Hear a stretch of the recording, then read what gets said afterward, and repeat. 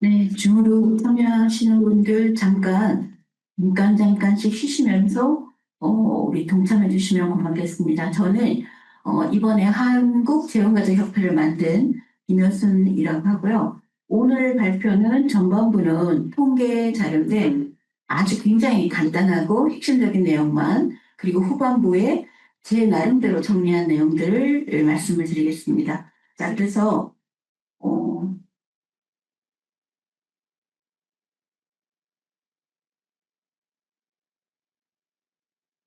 자, 그래서 오늘 전반부는 재혼가족이 어떻게 변화했는지를 통계 자료인데, 최근에 통계청 자료를 가지고 있기 때문에 몇십 년간의 변화는 나오지 않으니까 참고해 주시고요. 후반부에는 현재 우리 재혼가족의 상황은 어떤가를 가지고 얘기하겠습니다.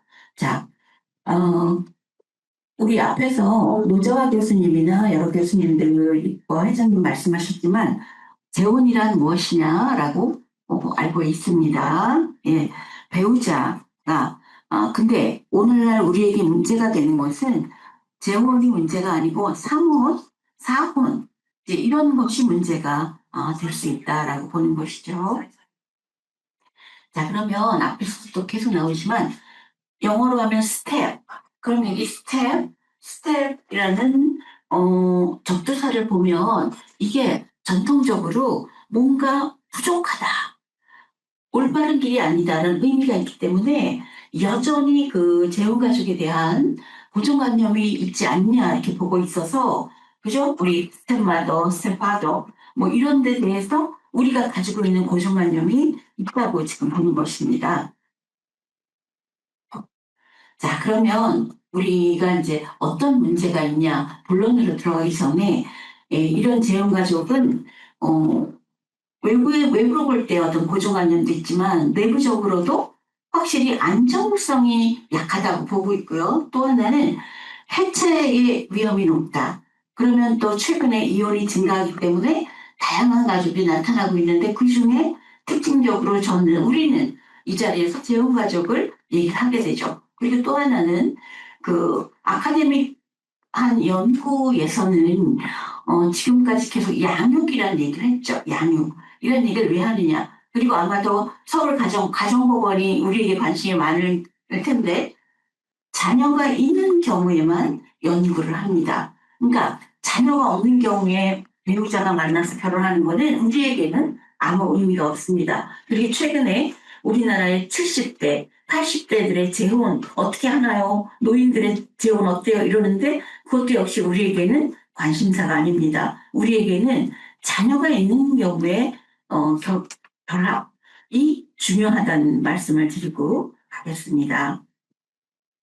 자, 그럼 제일 먼저 재혼가족 변화는 이혼 건수를 보면, 그죠? 이렇게 보면 옛날보다 줄었는데, 그래서 근데 사실 한 20년 전에 우리나라가 한부모 가족, 재혼가족에 대한 연구가 굉장히 활발했고 박사 논문도 많이 나왔어요. 그러면서 한부모 가족에 대해서는 어느 정도의 센터라든가 상담이라든가 그 정책적인 지지가 어느 정도 기반이 되어 있지만 이후로 재혼가족은 완전히 잊혀진 듯한, 그럼 왜 그런 현상이냐?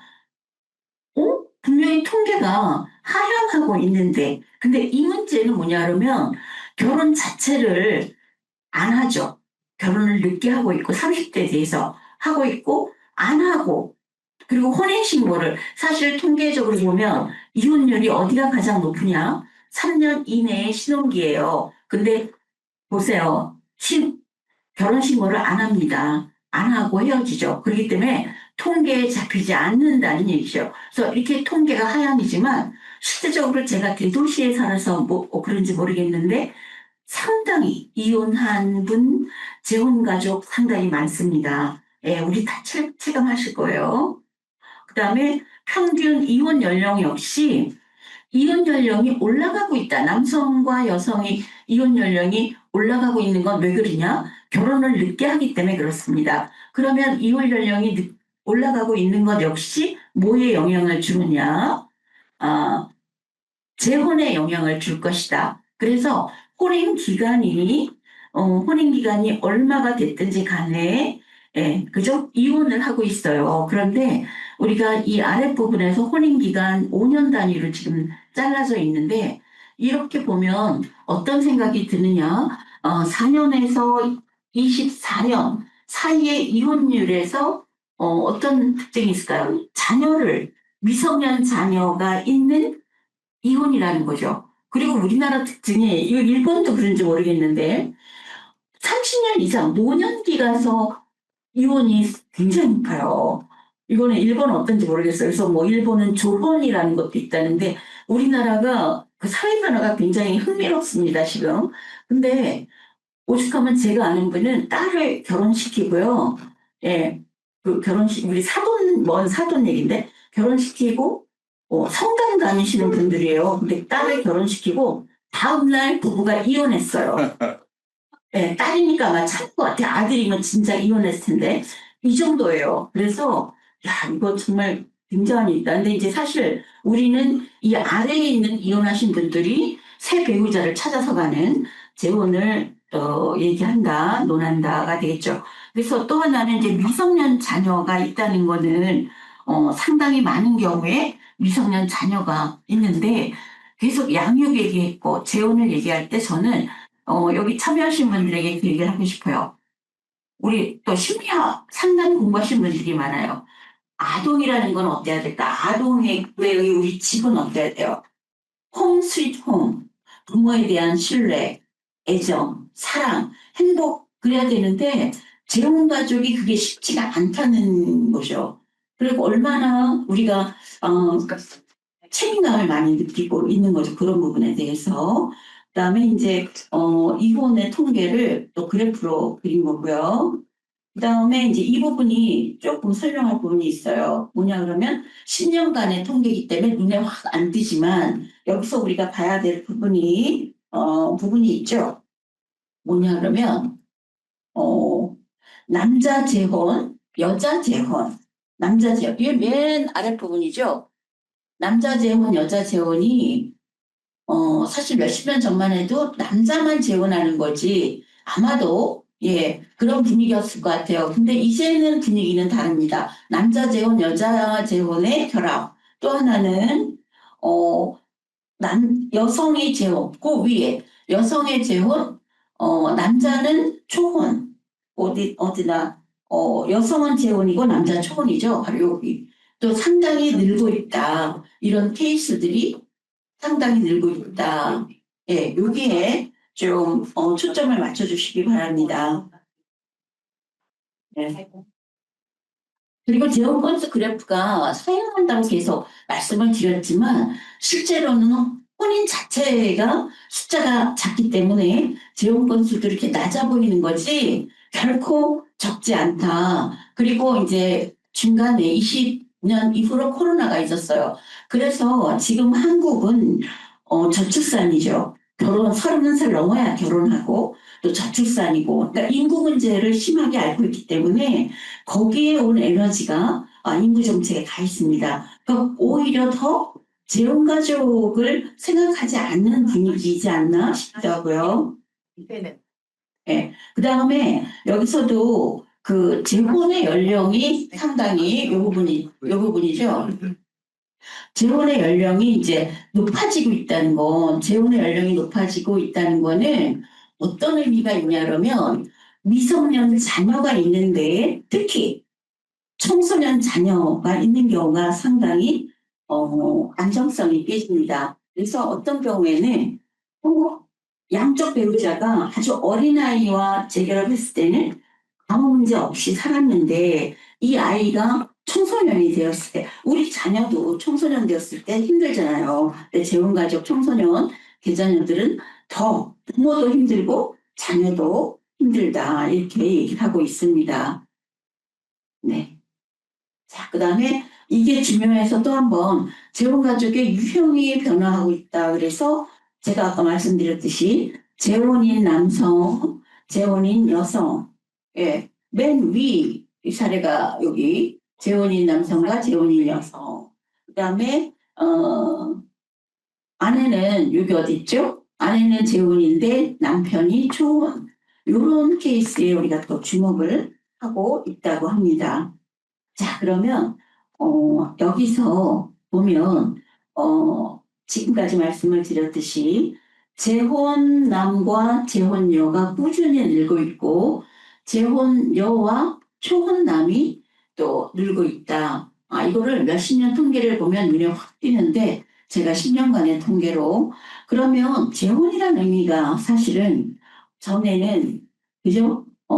배우자가 사망, 사별인 경우에는 당연히 재혼해야지. 특히 남성인 경우에는 당연히 재혼해야지. 그리고 여성인 경우에는 평생 수절하고, 네, 과부라는 용어가 좋은 용어가 아니래요. 그래서 평생 혼자 살기를 바라는 사회적인 분위기가 있었을지 모르나 오늘날 그렇지 않습니다. 그래서 오늘은 재혼을 한다. 많은 그 배우자들. 근데 사별이 아니고 이혼이 많기 때문에 이혼의 사별이 아주 증가하고 있다. 이 얘기도 드리고 싶습니다. 예. 그러면 여기서는 제가 상담연구소의 자료가 아마도 누군가 재혼 생활을 잘하기 위해서 상담을 했는데 두 배우자가 모두 재혼이에요. 두 배우자가 모두 재혼이에요. 예, 모두 재혼이에요. 그렇기 때문에 이 사람들은 문제를 해결하기 위해서 왔기 때문에 여기서 보고서에는 이렇게 나와 있어요.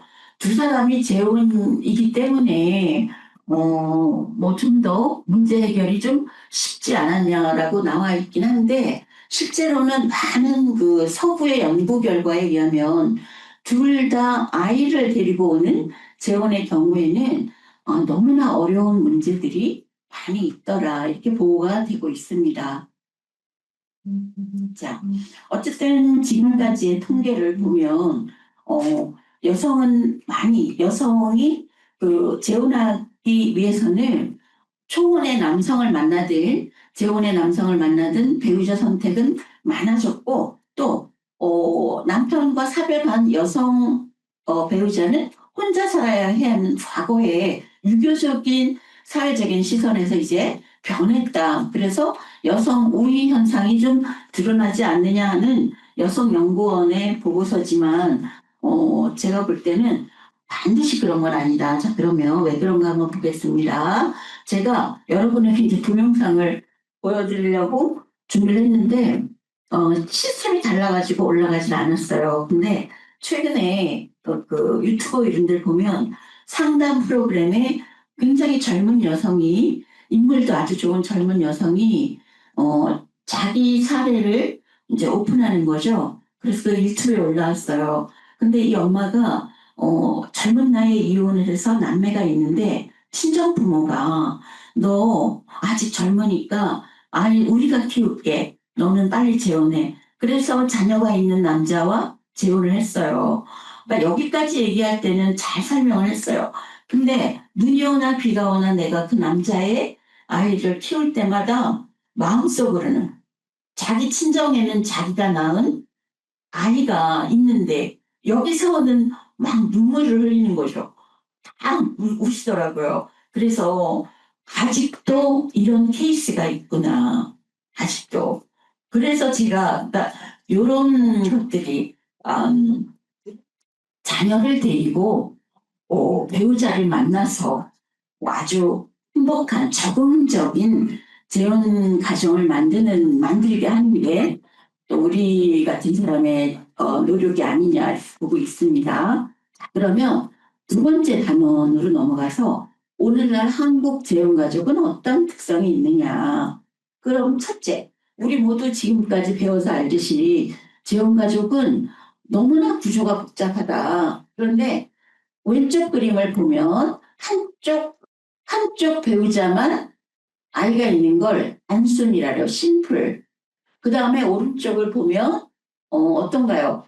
둘 다 남성, 여성이 둘 다 자녀를 데리고 결혼하면 복합이에요. 그래서 제가 실제로 만나서 얘기를 들어보면 요 엄마의 애는 학교를 잘 다니고 성실해요. 근데 얘가 사고 치고 학교에서 사고 치고 친구들하고 싸우고 그러면 선생님은 재혼 부부인지 모르잖아. 재혼 가족인지 모르니까 부모님 오세요 이렇게. 그러면 이 엄마는 내가 과연 가야 될까? 가긴 가시더라고요. 근데 여기서 아빠들은 아니면 이게 입장이 거꾸로 될 수도 있어요. 말도 못하게 속상하대요. 그리고 막 어떤 때는 얘를 죽여버리고 싶다. 자기 딸은 이렇게 속삭이는데 공부 잘하고 착한 애기니까 더 밉대요. 막 얘를 정말 죽이고 싶도록 밉대요. 이런 이런 복합가족의 문제가 있다는 거. 그래서 우리가 여기 가족 관계를 한번 봐주세요. 그러면 우리 아들 친구가 우리 집에 와가지고 맨날 같이 자고 밥을 퍼먹어요. 가족 관계. 자, 그 아들 친구가 우리 가족이에요? 아니죠. 가족 관계라는 거는 우리가 결혼하면서 가지고 있는 멤버, 우리 가족이야 이거거든요. 그래서 아무리 와서 같이 자고 밥을 먹어도 우리 가족 아니에요. 그런데 우리 엄마 아빠가 재혼을 했어요. 그런데 우리나라 엄마 아빠 참 이상해요. 뭐냐 그러면 이렇게 한부모일 때 교회도 잘 안 나가요. 가면서 마음속으로 이제 그런 생각을 하시는 거예요. 야, 우리 가족은 뭔가 부족해. 그러면서 내가 빨리 아빠를 만들어줘야지, 엄마를 만들어줘야지 이렇게 생각해서 재혼을 하는데 재혼을 할 때 말이죠. 아이들하고 충분한 의논을 안 해요. 그러니까 아이들은 내 소유물인 거예요. 아직도 그런가 봐요. 그래서 아이들하고 충분히 대화를 해서 우리 아빠를 만들어 볼까? 엄마를 찾아볼까? 하면서 아이들의 의견도 들어주면 좋은데 그게 아니라 재혼을 해버려 부모가. 그래놓고는 야 너한테 아빠 만들어줬잖아? 엄마를 만들어줬잖아? 그런데 아이들은 그 사람이 과연 우리 가족일까? 내 엄마일까? 내 아빠일까? 그리고 또 계모나 계부 자신들도 내가 얼마나 엄마 역할을 해야 될까? 아빠 역할을 해야 될까? 하는 그러한 그 갈등 사이에 처해 있어요. 예. 그 다음에는 그러다 보니까 걔뭐 스텝마더는 아니 내가 어디까지? 그리고 대부분 그 재혼 가족의 문제가 여기서 나와요. 어? 날 빨리 엄마라고 불러. 날 아빠라고 불러. 근데 아이들이 그게 되나요? 자기 엄마는 어디가 살아있는데 아빠도 어딘가 살아있는데 그러면 계모나 계부들은 내가 엄마 아빠인데 내가 어떻게 행동해야 되고 어떤 규범이 우리나라에 있지? 없어요 우리나라에. 그러니까 굉장히 역할이 모호하고 갈등을 느끼고 그리고 아이들은 그 집에서 뭐라 그랬어요? 부모에 대한 신뢰, 애정, 안정감 이런 걸 느껴야 되는데 부모에게 다른 부모가 또 있잖아요. 여기 이쪽 부모, 친부모, 다른 부모. 그러면 이 충성심이 갈라진다는 거죠. 그러면서 누가 내 진짜 부모냐 갈등을 느끼는 거예요. 이러한 아픔들이 있고 또 하나는 우리는 우리 결혼한 지 30년 결혼한 지 제가 40년 됐네요. 우리가 결혼해서 우리 가족은 이러이러한 역사가 있어. 옛날에 하와이도 갔었지, 옛날에 어디 갔었지, 뭐 했었지 하는 역사가 있고, 우리 가족은 밤 12시 이전에 꼭 들어와. 외박하면 안 돼. 뭔가 이런 우리 가족의 규범, 이런 문화가 있어야 돼요. 이게 굉장히 자연스럽게 만들어줘요. 처음 결혼한 가족들은 자연스럽게. 그러나 재혼가족은 그게 아니죠. 그래서 재혼가족에게는 추억이나 경험이나 이런 게 충분하지 않아서 갈등과 오해가 더 있을 수도 있겠죠. 자, 그러면 두 번째 짚고 넘어갈 것은 가족 발달 단계라는 게 있어요. 그래서 신혼기에는 이렇고 아이를 낳아서 아동기에는 이렇고 확장가족이 되면서 이제 과업이 있어요. 신혼기에는 이런 역할을 해야 되고 아이가 학교 갈 때는 엄마 아빠는 뭘 해야 되고 아이가 떠나는 진수기가 되면 이제 애들을 떠나보냈죠. 그럼 우리 둘이 이제 어떻게 행복하게 살까? 이런 발달 단계에 따른 규범과 역할과 책임, 과업이 있는데 재혼가족에게는 어떠냐? 없어요. 그래서 서로 다른 단계를 가지고 만나니까 굉장히 어렵죠. 그래서 이제는 제가 그 청소년 자녀가 있는 재혼 부부에 대해서 어, 이제 만약에 여러분들이 앞으로 재혼가족을 연구하고 싶다면 청소년 자녀가 있는 재혼부부를 연구를 하시면 SSCI에 바로 등재가 될 확률이 아주 높습니다. 네, 굉장히 첨예하게 인기가 있는 주제라고 여전히. 자, 그래서 아까 지금까지 계속 얘기해 왔지만 자녀가 이제 어릴 때 올림픽 아파트에 사는 재혼부부인데 어릴 때 재혼을 하셨어요, 두 분이. 그리고 아이들이 아주 어려서 큰애가 몰랐대요. 자기는 그냥 행복한 가족인 줄 알았는데 커갈수록 뭔가 계모가 동생한테만 막 먹을 것도 더 주고. 근데 결정적인 문제는 얘가 중학생 때 제가 걔를 만났는데 계모가 계속 학원을 몇 개씩 다니게 하는 거예요. 이 집은 올림픽 아파트 사니까 경제적으로 문제가 없어요. 그러니까 학교 갔다 오면 학원을 계속 밤 12시까지 계속 학원을 가래요. 근데 얘는 밖으로만 돌다가 집으로 가죠. 그러면서 점점 하는 얘기가 자기는 정말 어릴 때 부모가 친부모, 계부모 이런 거 모르고 자랐고 동생도 친동생 같이 아꼈는데 자기가 사춘기 되면서 뭔가 보는 눈이 달라지고 느낌이 다르고 이런 얘기를 하더라고요. 그렇다면 청소년 자녀도 힘들지만 계부모도 아마 어려운 순간이 있었을 것이다 싶어요. 자, 그러면 제가 2007년도에 탐색적이라는 것은 굉장히 기초적인데 힘들게 인터뷰를 한 논문을 소개를 해드리려고 그래요. 그래서 중고등학교 청소년을 만나서 어떻게 적응을 했느냐. 그러니까 저는 박사 논문도 재혼가족을 우리가 이제 몇십 년 동안 문제가 있는 가족이라고 봤어요. 재혼가족을 솔직히. 그러나 최근에는 적응하는 강점을 가진 재혼가족에게도 강점이 있다. 그래서 강점 관점으로 재혼가족을 본 이런 주제로 박사 논문을 이제 준비했고, 연구 논문이 이제 청소년 재혼가족 아이를 만나느라고 굉장히 고생을 했는데 질적 연구로 심층 인터뷰를 했고 사례 분석을 했어요. 그런데 분석을 해보니까 이제 이 청소년 아이가 느끼는 문제점은 왜 부모는 한마디 말도 없이 너한테 좋은 아빠를 만들어주려고 혹은 좋은 엄마를 만들어주려고 결혼했어? 이런다는 거예요. 그러니까 충분히 좀 의논하자. 그리고 또 하나는 이렇게 재혼하잖아요. 너 왜 나 엄마라고 안 불러? 너 왜 나 아빠라고 안 불러? 이렇게 되는 거예요. 근데 그게 아니라 프렌드라 그랬죠? 아까 우리 교수님들도 프렌드 같은 계부모. 그래서 아줌마, 아저씨로도 좋다. 거기에 만족하면서 가자. 예, 만족. 그 다음에 이제 여기서 상실감, 그리움, 뭐 환경이 변화했다.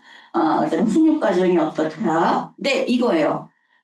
재혼가족 청소년 아이들이 결국에는 자살 충동이나 가출까지도 아주 많아요. 그래서 얘네들이 가출하면서 동거를 하고, 예, 굉장히 많다는 거예요. 자, 시간이 빨리 됐다고 빨리 가랍니다.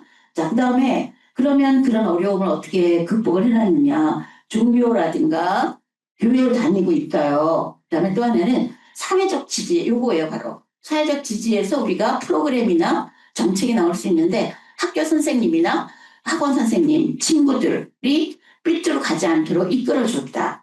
그 다음에 가족 이렇게 하면서 이 아이가 계부모와 변화하는 시간이 흐르다 보니까 부모와 같은 애정과 지지가 느껴진다.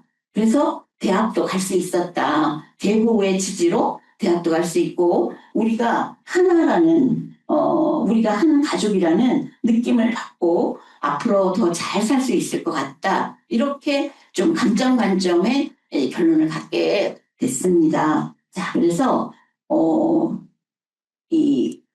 여기까지. 그래서 제가 이제 했던 얘기들은 그런 많은 문제점이 물론 있긴 하지만 재혼가족에게도 강점은 있고요. 그래서 오늘 드리고 싶은 결론은 이 부분이죠. 뭐냐? 아까 사회적 지지도 얘기했지만 그 재혼가족을 바라보는 시각, 재혼가족에 대한 프로그램 뭐 이런 것들. 그러니까 우리가 계부모들의 어떤 역할 이런 것들, 규범 이런 것들에 대한 합의가 좀 필요하지 않느냐. 그 다음에 예비 재혼가족, 재혼가족의 부모 자녀 관계, 그리고 제일 중요한 게 재혼 부부예요. 재혼 부부가 탄탄하게 자리 잡으면 문제를 같이 해결해 나갈 수 있다. 그래서 우리 이 한국재혼가족협회도 우리 아까 오구라 회장님의 제안을 많이 따라서 재혼가족만을 위한 특화된 상담사도 교육을 하고요. 프로그램도 개발하고 운영을 해보려는 이런 계획을 가지고 있습니다. 자, 그러면 다음 시간에 이제 이나영 교수님이 계모에 대한 연구를 바탕으로 많은 깊이 있는 발표를 해주실 거로 생각을 하고 있습니다. 자, 여기서 마치겠습니다.